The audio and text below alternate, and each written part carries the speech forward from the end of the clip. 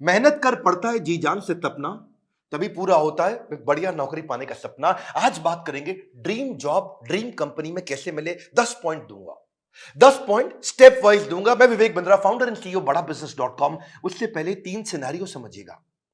पहला सिनेरियो, जो काम करने में आपको बहुत मजा आता है और आपको अच्छे से करना भी आता है, लेकिन अगर उसके पैसे अच्छे नहीं मिले आपको तो आप जिंदगी भर गरीब रह जाएंगे। दूसरा सिनेरियो लेते हैं, जो काम करना आपको अच्छे से आता है, उसके पैसे भी मिलते हैं, लेकिन आपको प्यार नहीं है उस काम से, आपको मन नहीं करता वो काम करने को, तो आप जिंदगी भर बोर होंगे। और तीसरा सिनेरियो, जिस काम से आपको प्यार तो है, बाजार में उसकी तनख्वाह भी मिलती है, लेकिन आपको करना अच्छे से आता नहीं है, तो फिर आपको नौकरी नहीं, वो तो खाली एक सपना है, वो ड्रीम जॉब नहीं है, खाली ड्रीम है। बात समझते हैं कि 10 पॉइंट क्या किया जाए, एक अच्छे से आपको जॉब कैसे मिले। पहले जिस कंपनी में आप जॉब चाहते हैं, पहला पॉइंट है उस कंपनी के बारे में रिसर्च करो। उस कंपनी का विजन, मिशन, उसकी लीडरशिप, उसके माइलस्टोन्स, उस कंपनी के बारे में पढ़ लिख लो वहां रिज्यूमे भेजते वक्त। नौकरी.com पे बहुत सारी अपॉर्चुनिटीज आपको मिलेंगी, लेकिन पहले कंपनी की वेबसाइट, इंटरव्यू में जाने से पहले उसके सोशल मीडिया, उसका एंगेजमेंट, mouthshut.com, glassdoor.com, उसका लिंक्डइन, उसके सारे गूगल पे सब चीजें, जितना ज्यादा आप इंटरेस्टेड होंगे उतना आपका कैंडिडेचर इंटरेस्टिंग हो जाएगा। जब आप इंटरव्यू में मिलते हैं ना लोगों से, if you are interested in the company, they will see you as interesting for the company. Company research के बाद दूसरा पॉइंट, जॉब डिस्क्रिप्शन को समझिए। जॉब डिस्क्रिप्शन की डिटेल मांगिए। आपका केआरए क्या होगा, केपीआई क्या होगा, आपसे क्या एक्सपेक्ट किया जा रहा है कंपनी में, यह मांग लो। अगर यह समझ में आ जाए कि कंपनी आपसे चाहती क्या है, करवाना क्या चाहती है, जॉब का डिस्क्रिप्शन, आपका केआरए की रिस्पॉन्सिबिलिटी एरिया, आपका केपीआई की परफॉर्मेंस इंडिकेटर, आपसे क्या एक्सपेक्ट किया जा रहा है इस रोल में, अगर वो मिल जाएगा तो पूरा ग्रिप आ जाएगा आपका इंटरव्यू में। तीसरा, अब जो इंटरव्यू लेने वाला है उसकी डिटेल निकाल लो। एचआर से जब आप बात करेंगे, पूछेगा आपका इंटरव्यू कौन लेंगे, उस इंटरव्यूअर का अगर आपको नाम मिल जाता है तो लिंक्डइन पे उसका प्रोफाइल खोल लीजिए। देखिए उसने क्या पोस्ट शेयर किया है, क्या आर्टिकल शेयर किया है, क्या उन्होंने कोई ब्लॉग शेयर किया है, उसके बारे में अगर आप तारीफ करेंगे या उसकी डिटेल उनको इंटरव्यू में बताएंगे, तो वो आपकी आई फॉर डिटेल को बहुत पसंद करेंगे। मेरे साथ भी होता है कई बार, जब कोई मुझको इंटरव्यू देने आता है, बोलता है सर मैं तो आपका बहुत बड़ा फैन हूं, मैं तो आपके सारे वीडियो देखता हूं, तो मैं पूछ लेता हूं टॉप 5 वीडियो कौन से देखे थे जो आपको बहुत पसंद आए और मैंने उसमें क्या बताया। पता चल जाता है कि आदमी झूठ बोल रहा है या सच बोल रहा है। अगर डिटेल में लिया अपने इंटरव्यूअर को पहचान, तो अपने इंटरव्यू को बना लोगे सुपर आसान। इसको क्या कहते हैं, failing to plan means planning to fail. Plan करके जाइए, इंटरव्यूअर के बारे में पढ़ के जाइए। अब्राहम लिंकन भी बोला करते थे ना कि अगर मुझे पेड़ काटना हो, मेरे पास 8 घंटे हों, तो 6 घंटे तो मैं केवल धार लगाऊंगा, 2 घंटे में पेड़ काट दूंगा। 6 घंटे धार क्या लगाऊंगा, मतलब क्या, इतनी तैयारी कर लूंगा कि 2 घंटे में पेड़ अपने आप कट जाएगा। आसान है, लेकिन थोड़ा इसको समझ के जाओ। इंटरव्यूअर क्या क्वेश्चन पूछ सकता है आपसे, कि अपने बारे में बताओ, पूछेगा आपसे पॉपुलर क्वेश्चन क्या, आपको क्यों हायर करें, आपकी स्ट्रेंथ्स क्या है, आपकी लीडरशिप स्किल्स के बारे में बताइए, आपके पास एक्सपीरियंस नहीं है, आपको क्यों हायर करें। इस तरह अगर आप अपनी तैयारी करके जाएंगे, मजा आएगा। चौथा पॉइंट, एम्प्लॉयर सेंट्रिक रहिएगा। इस चौथे पॉइंट में ध्यान रखना, इंटरव्यूअर आपकी मानसिकता को जरूर चेक करता है। अपने आंसर्स को ऐसे कस्टमाइज करिए, आप आत्म प्रेरित, सेल्फ मोटिवेटेड दिखने चाहिए। एक एम्प्लॉय मानसिकता का होता है, एक इंट्राप्रेन्योर मानसिकता का होता है। हमारे एवरीथिंग अबाउट एंटरप्रेन्योरशिप कोर्स में हम इंट्राप्रेन्योर की बहुत बात करते हैं। एम्प्लॉय वो जो नौकरी करता है, इंट्राप्रेन्योर वो क्यों करता तो नौकरी है, पर उसका बिहेवियर ओनर जैसा होता है। वो प्रॉब्लम पे फोकस करेगा, एम्प्लॉय इंट्राप्रेन्योर एक्शंस पे फोकस करेगा। वो बोलेगा फैमिली इज माय फैमिली, ये कहता है कि नहीं नहीं, organisation is also my family. वो उसको परिवार की तरह देखता है। वो हार्डवर्क करता है, ये स्मार्ट वर्क करता है। वो कंज्यूमर होता है, ये कंट्रीब्यूटर होता है। एंटरप्रेन्योर आते ही सोचता है मैं ऐसा क्या कर लूं कंपनी में। वो पुश स्टार्ट है, उसको धक्का मारोगे तो काम चालू करेगा। ये सेल्फ स्टार्ट है, अपने आप काम करता है। वो टाइम वेस्ट करता है, ये टास्क वेस्ट करता है। एम्प्लॉय क्या करता है, सुबह 9 से 5, 9 बजे आएगा, 5 बजे निकल जाएगा। ये क्या कहता है, जब तक काम खत्म नहीं होगा तब तक बैठूंगा। काम जल्दी खत्म करने की कोशिश करता है। ये समय के हिसाब से नहीं, काम के हिसाब से काम करता है। इसलिए employee gets paid for the time he spends, intrapreneur gets paid for the value he creates, है ना। तो ये इसको क्या चाहिए, sick leave, casual leave, earn leave, वो leave he doesn't want to leave. तो आपके जो आंसर है ना, वो उससे आपका नेचर, आपका बिहेवियर, आपका कल्चर पता लग जाएगा। ये ब्रेकडाउन में खत्म हो जाता है, ये ब्रेकडाउन में ब्रेक थ्रू क्रिएट कर देता है। ये बिहेवियर नेचर पता चल जाता है। पांचवा पॉइंट, अपना असेसमेंट भी करके जाइए, जो कि आपके इंटरव्यू में दिखाई पड़ेगा। सनातन गोस्वामी चैतन्य महाप्रभु से बोले कि आमी, क्या बात हुआ कि मैं हूं कौन, आप पहचानिए अपने आप को। कृष्ण ने भी गीता के अंदर बहुत बात किया, ये आपको पोजिशनिंग में हेल्प मिलेगा। आपको आप एक्शन मैन है, पीपल मैन है, आइडिया मैन है, प्रोसेस मैन है, आपकी मेजर स्ट्रेंथ्स क्या है, उसको स्किल के साथ मैच कर लीजिएगा। देखिएगा कि जो जॉब डिस्क्रिप्शन है ना, जो मैंने पीछे बताया था आपको, उसमें देखिए कि कंपनी का गोल क्या है, इस जॉब से कौन सा गोल अचीव करने वाले हैं, कंपनी में क्या प्रॉब्लम्स थी जो इस जॉब से वो सॉल्व कराने वाले हैं। और जब आप जाएंगे तो अपने हार्ड स्किल और सॉफ्ट स्किल को जरूर समझ के जाइएगा। ये छठा पॉइंट है। हार्ड स्किल कौन से होते हैं? ये वो स्किल होते हैं जो बेसिकली आप क्वांटिफाई कर सकते हैं, जैसे कि फॉरेन लैंग्वेज हो गया, डिग्री हो गया, सर्टिफिकेट हो गया, मशीन ऑपरेशन हो गया, आपका किसी प्रकार का कोई भी data mining, accounting, programming, software testing, ये सब हार्ड स्किल होते हैं। जिसमें कला आती है। जैसे फाइनेंस के अंदर बजटिंग, बिजनेस प्लानिंग होता है या प्रोडक्ट डेवलपमेंट होता है। लेकिन सॉफ्ट स्किल कौन से? बातचीत कैसे करते हो, आपका टीम वर्क कैसा है, आप डिसीजन ले पाते हो नहीं, लीडरशिप है कि नहीं, मोटिवेटेड रहते हो कि नहीं, सुनते हो ध्यान से कि नहीं, पीपल स्किल है कि नहीं, इंटरपर्सनल फ्लेक्सिबिलिटी, टाइम मैनेजमेंट, ये सारे सॉफ्ट स्किल है। उस तरफ हार्ड स्किल है। तो पहले से ही चेक करके जाइए, क्योंकि आपका see he who speaks without attentive ear is mute. क्या मतलब हुआ? जो बिना सुने बोलता रहता है, बोलता रहता है, जो बिना सुने बोलता रहता है, वो सबसे बड़ा गूंगा होता है।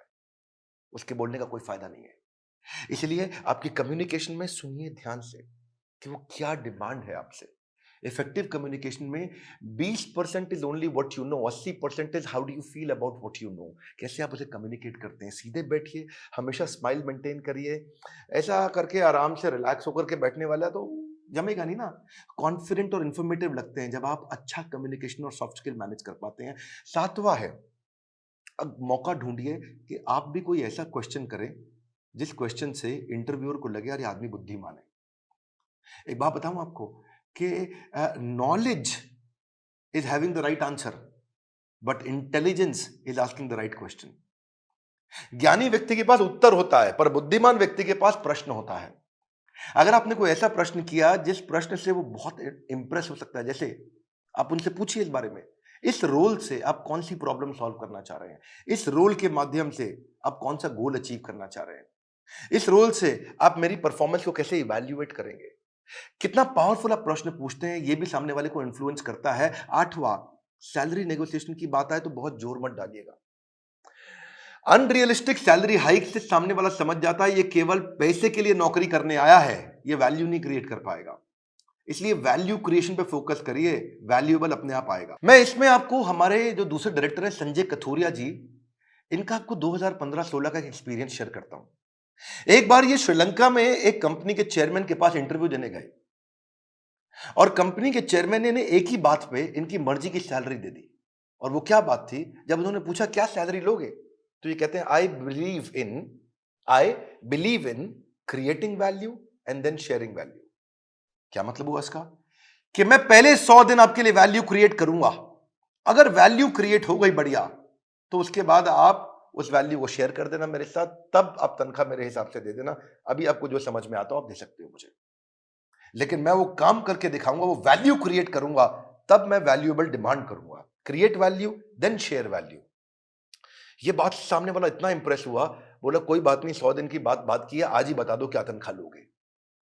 जब आप वैल्यू क्रिएट करने पे फोकस करते हो, पहले कहते हो मैं वैल्यू क्रिएट करूंगा, बाद में अपना शेयर लूंगा, इससे सामने वाले को आप पे बहुत कॉन्फिडेंस आ जाता है। सैलरी नेगोशिएशन पे बहुत फोकस मत करिए, मेन मुद्दा समझिए, वैल्यू क्रिएशन पे फोकस करिए। सैलरी नेगोशिएशन अपने आप हो जाएगी जब वैल्यू क्रिएशन का सामने कॉन्फिडेंस आ जाएगा कि आप करके क्या दिखा सकते हैं जॉब में। 9वां पॉइंट, अपने रेज्यूमे पे ध्यान दीजिएगा। ये हालांकि मैं थोड़ा पहले भी बता सकता था 9वां पॉइंट, पर ध्यान रखिए अपने लाइवली और एक्शन ओरिएंटेड वर्ड लिखिए। रेज्यूमे लंबा मत बनाइए, 6 पेज, 8 पेज, 10 पेज का, क्योंकि जो रिक्रूटर होता है या जो इंटरव्यूअर होता है वो उसके पास ज्यादा समय नहीं है देखने के लिए। बुलेट पॉइंट्स में लिखिए ताकि मैक्सिमम चीजें कैप्चर हो जाए कम समय में। सीक्वेंस के अपना एक्सपीरियंस लिखिए, और अगर एक्सपीरियंस ज्यादा नहीं है तो कोई बात नहीं, आपने आज तक जो भी कहीं पे थोड़ा बहुत इंटर्नशिप भी किया है तो वो भी डालिए। एक कवर लेटर अगर आप बना सको ना, तो वो गेम चेंजर होता है अपनी एग्जैक्ट पोजीशनिंग के लिए। कि आपके पास स्किल है और कंपनी को ये जरूरत है, तो कंपनी की जरूरत और आपके स्किल कैसे मैरी कर सकते हैं आपस में, कैसे मैरिज होगी। तो एक छोटा सा कवर लेटर आधे पेज का 8-10 लाइन का बना सकें अगर आप तो। रेज्यूमे ऐसा होना चाहिए कि सामने वाले को 20 सेकंड में सारी बात समझ में आ जाए। उसको ध्यान से बार-बार देखो ऐसा कि क्या 20 सेकंड में समझ में आ रहा है पूरा रेज्यूमे? रेज्यूमे में बहुत डिटेल लिखने में सफलता नहीं है, किसी के पास टाइम नहीं है आज डिटेल में पढ़ने के लिए। पर रेज्यूमे के अंदर जो हायरिंग मैनेजर है, एक सर्वे बताता है वो 6 सेकंड में डिसाइड करता है इसको बुलाऊं कि नहीं बुलाऊं। तो बड़ा इंपॉर्टेंट है, बहुत ज्यादा एग्जैजरेट ना करें, नहीं तो पर्दा फाश हो जाता है बाद में। बोल्ड और क्लियर और इंपॉर्टेंट अचीवमेंट को साफ साफ तरीके से बता सकें। उसी के अंदर एक रेफरेंस लिस्ट भी डाल दें, जो आपकी integrity, work, decision making, punctuality, flexibility के बारे में कोई रेफरेंस पुरानी कंपनी के या कोई बड़े लोग ऐसे हैं जो आपके बारे में कहने को तैयार हो, तो नीचे लिख भी दीजिए कि ये आपको आपके बारे में ये रेफरेंस, मतलब किसी और व्यक्ति, कोई और व्यक्ति भी आपकी तारीफ करने को तैयार है तो उसका नाम, उसकी डेजिग्नेशन, उसका फोन नंबर लिख दीजिए। इससे भी कॉन्फिडेंस आता है। और फिर भी अगर इंटरव्यू में आप जा ही नहीं पा रहे, आपको इंटरव्यू मिल नहीं रहे हैं, तो हो सकता है कि आप अच्छी जॉब साइट्स पे नहीं हो। मार्केट में धक्के नहीं खाने पड़ेंगे अगर आप अच्छी जॉब साइट्स पे जाओगे।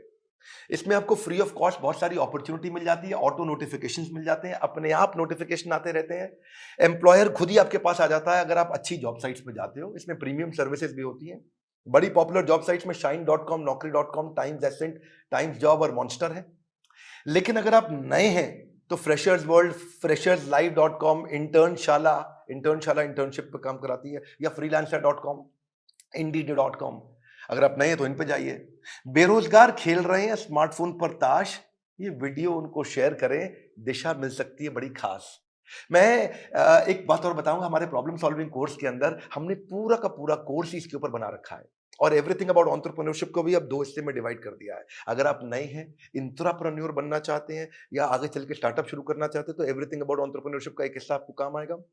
और दूसरा जो बिजनेस कर रहे हैं उनके लिए तो है ही है। मैं फिर से आपको रिक्वेस्ट करूंगा कि बेरोजगार खेल रहे हैं स्मार्टफोन पर लूडो और ताश, हाँ, ये वीडियो शेयर करो उनको, तो दिशा मिल सकती है बड़ी खास। ताश से बात नहीं बनेगी, इस खास दिशा से बात बनेगी।